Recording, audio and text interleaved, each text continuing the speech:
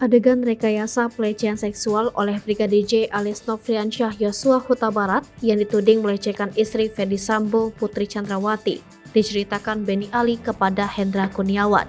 Dalam cerita tersebut, Brigadir J disebut meraba paha sampai area sensitif hingga Putri Chandrawati teriak histeris.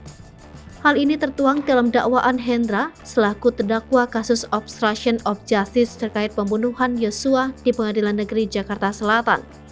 Jaksa penuntut umum menceritakan detik-detik adegan pelecehan tersebut, sebagaimana yang diceritakan Benny kepada Hendra di Rumah Dinas Kompleks Polri Duren 3 Pancoran Jakarta Selatan pada 8 Juli 2022 setelah Brigadir J dieksekusi.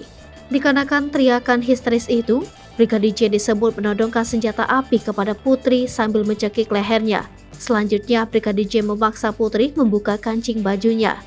Cerita pelecehan Brigadir J terhadap Putri di Kompleks Polri Duren 3 ini merupakan skenario yang dibuat Ferdy Sambo untuk menutupi peristiwa pembunuhan Brigadir J.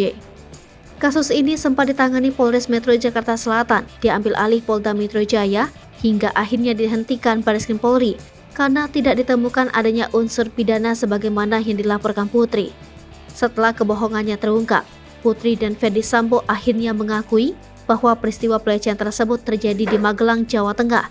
Putri sendiri berdalih tidak melaporkan langsung peristiwa ini ke pihak kepolisian di Magelang karena merasa aib dan khawatir suaminya yang berpangkat Jenderal Bintang 2 tersebut terdampak malu.